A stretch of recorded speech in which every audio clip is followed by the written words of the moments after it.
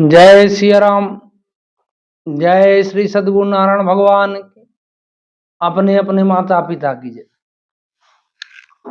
आज एक ऐसे प्रसंग की ओर हम चलेंगे जहां आपको ये शिक्षा मिलेगी कि भगवान का जो भोजन है वो भक्तों का अहंकार है। ये अहंकार किसी का भी हो, उसी का वो भोजन करते हैं। और भक्त का तो विशेष कर वो ध्यान देते हैं, है ना। पर जैसे नारद जी ने नहीं कहा था नारायण में कि जो मतलब ऐसा करिए जिसमें मेरा हित हो, तो भगवान ने कहा कि मैं ऐसा करूंगा जिसमें आपका परम हित होगा ही होगा, मतलब हित नहीं परम हित होगा। ठीक, तो वो सबकी देखते रहते हैं कि इनको कमी क्या है, ये टूटने ना पाए, है ना, बनाते रहते हैं। हाँ, देखने में जरूर लगता है कि हमको कष्ट दे रहे हैं, कष्ट नहीं होता है। उनके दरबार में जो उनके फैसले में आ गया वो कष्ट नहीं है ना। अब कोई ये सोचे कि नहीं यार, वो जब तक भक्ति नहीं करता था तब तक सही था, और जब से भक्ति करने लगा तो और दुख तकलीफ है। नहीं, भक्ति करने लगा अगर वो, तो दुख तकलीफ इसलिए ज्यादा आते हैं उसके जीवन में कि जो पूर्व जन्म का बुरा कर्म है अब वो जानते हैं कि ये सह जाएगा, मेरे नाम का आधार बना लिया है, अब सह जाएगा, इसको ढूंसते जाओ सब, फिर इसके जीवन में आनंद हो जाए। तो उसमें आप घबराइएगा नहीं, ये कहानी आपको शिक्षा देगी। तो आप सुनिए, इस कहानी में ये है कि सुदर्शन, सत्यभामा और गरुड़, ये तीनों को इकट्ठा घमंड हुआ। सुदर्शन को यह घमंड हुआ कि मैं इस ब्रह्मांड का सबसे अंतिम ताकत, और दिन भर भगवान के हाथ में रहता हूं, उंगलियों में धारण करते हैं मुझे। गरुड़ जी को अभिमान हुआ कि मेरे पंखों से वेद ध्वनि निकलती है और मेरा वेग मन के वेग के बराबर है, मुझसे तेज कोई दुनिया में चल नहीं सकता। और सत्यभामा को घमंड हुआ कि मुझसे ज्यादा सुंदर इस सृष्टि में कोई नहीं, 3 लोग 14 भुवन। भगवान सब पनप गए कि अरे यार बड़ा गड़बड़ है। उन्होंने श्री हनुमान जी स्वामी महाराज जी का आवाहन किया। हनुमंत लाल पहुंचे, बोले प्रभु आज्ञा करिए। उन्होंने कहा ये 3 भक्त हैं मेरे, ये परम प्रिय है, और ये तीनों को एक बीमारी लग चुकी है अहंकार की, उसको दूर करना है, और आप इसको दूर करने में सक्षम हैं। उन्होंने कहा बिल्कुल, आप जैसा आज्ञा करेंगे, मेरा तो ऐसा धर्म है करना, तो आप रचना रच दीजिए, मैं काम चालू कर दूंगा। अब क्या होता है, बोले ठीक है, कहानी कल से शुरू हो जाएगी। उन्होंने कहा ठीक। अब जब वो पहुंचे वहां, मतलब वो ऋषिमुख पर्वत में रहते थे हनुमान जी। ऋषिमुख पर्वत में आज भी वेद शास्त्रों के अनुसार से वहीं रहते, और हालांकि उनको मन कहा जाता है तो सब जगह विद्यमान है।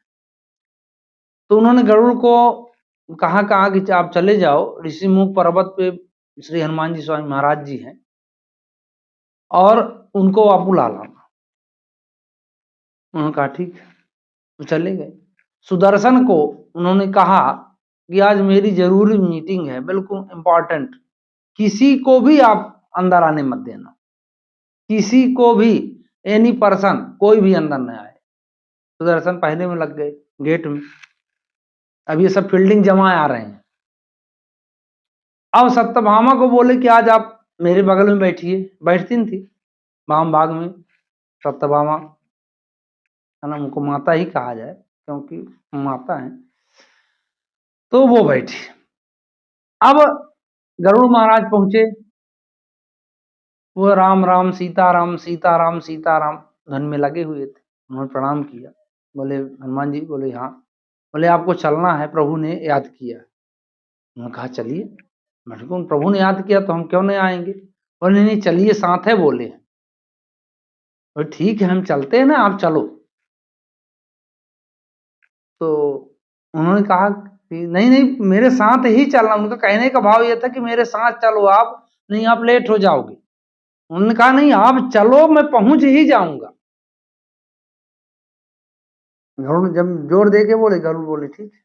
वो अब चल दिए। ये भी जानते थे कि हनुमान जी अगर बोल दिए हैं तो ये अपने वचन के पक्के हैं, पहुंच जाएंगे।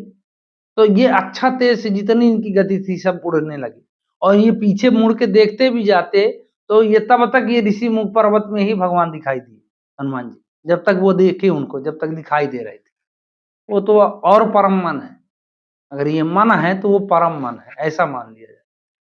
मन की गति से चलते हैं तो परम मन, कि उनको कहीं इनको सोचना पड़ेगा, वो तो हर जगह विद्यमान, ऐसे भक्त हैं। तो वो पहुंच गए होगा, गेट में सुदर्शन लगे थे।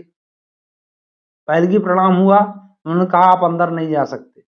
अब उनको अभिमान था कि मैं इस सृष्टि का अंतिम ताकत, मेरे से बड़ा कोई ताकती है ही नहीं। उन्होंने कहा, बजरंगबली ने कहा कि नहीं, मुझे बुलाया गया, भगवान ने बुलाया है और मैं आप रुक नहीं सकता। सुदर्शन ने कहा नहीं, जब तक परमात्मा को दोबारा आदेश नहीं होगा आप अंदर नहीं जा सकते। उन्होंने कहा नहीं, आप जाने दो। बोले आप जबरदस्ती कर रहे हो। तो भगवान ने कहा कि जबरदस्ती क्या, उसमें बुलाए हैं मुझे, पोस्टरमैन भेजे, पोस्टमैन भी आते होंगे पीछे पीछे, मुझे आप जाने दो, मैं रुक नहीं सकता। सुदर्शन ने कहा मैं फिर मुझे शक्ति का प्रयोग करना पड़ेगा। बोले अच्छा ठीक है करो, जाना है मुझे। सुदर्शन जैसे उनकी तरफ आगे बढ़े, वो पकड़ के ऐसे और मुंह में एक किनारे ऐसे डाल लिए। अब सुदर्शन अंदर अंदर राउंड मार रहे हैं अपने जान के बल ताकत लगा के, उनके एक दांत एक छिलके को नहीं काट पाए, चमड़ी नहीं कटी। जब थक गए, उन्होंने जैसे मुंह को टाइट किया तो चिल्लाने लगे कि हे परमात्मा, हे राम भक्त, मेरी जान बचाओ, मेरी जान पे बनी है, मैं मर जाऊंगा। हो गया दबा। अब चल दिए अंदर। जैसे अंदर पहुंचते हैं, सत्यभामा बैठी थी, तो भगवान की ही प्रेरणा थी, वो राम रूप में भगवान दिखाई देते थे उनको, और वो सत्यभामा रूप में दिखाई दे रही थी। तो ये भी बात सत्य है कि श्री हनुमंत लाल जी मात्र अगर स्त्री रूप में माता सीता के अलावा किसी को प्रणाम नहीं करते। ये तो अपनी माता को, अंजनी मैया, है ना। तो उन्होंने राम जी को प्रणाम किया लेकिन सत्यभामा को प्रणाम नहीं किया। तो सत्यभामा को बड़ा बुरा लगा, और बुरा लगा, वो कुछ बोल पाती इससे पहले से हनुमान जी स्वामी महाराज जी ने कहा कि हे प्रभु, मेरी माता जी कहाँ है।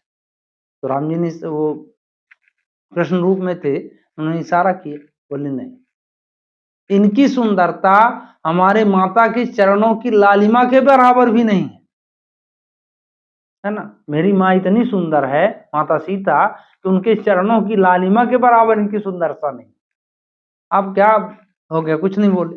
इतने में लज्जा हो के सत्यभामा भागी, कह रही है उससे तो बहुत सुंदर सुंदर आदमी है, और एक बंदर जाति का जो है वो कह रहा है इस तरह। चली गई। तो भगवान ने पूछा कि आप आए अंदर तो कोई रोका नहीं आपको। बोले हाँ, सुदर्शन महाराज रोके। बोले कहाँ गए हो। तो वो अंदर से चिल्लाते हैं कि हे परमात्मा, मुझे मुंह तक ही रखना, अंदर गुटक ना लेना। नहीं, एक बार सूर्य को निकले थे तो बड़ा पंचायत हुआ था, मुझे भी निकल जाओगे तो बहुत पंचायत हो जाएगी। भगवान ने कहा इनको निकालो। मुंह से निकाल के वो बाहर किए।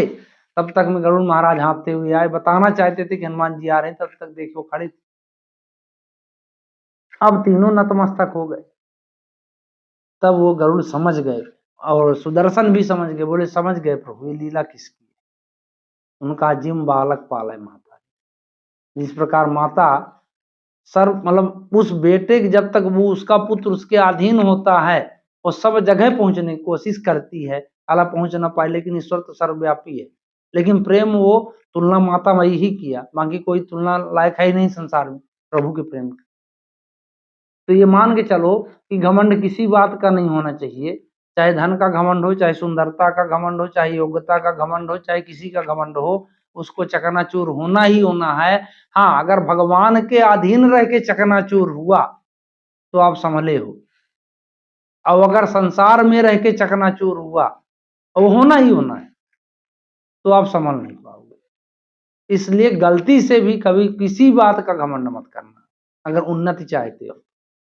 तो इसी आशा के साथ, है ना, कि अभी इसमें बहुत सारी वीडियो बनाना है कि भगवान को राधे श्याम क्यों कहते हैं, है ना, और हनुमान जी ने किसका किसका घमंड तोड़ा। तो इन सब वीडियो को आप बराबर देखते रहिए, अपने दोस्तों को भी सलाह दीजिए। जय सीताराम।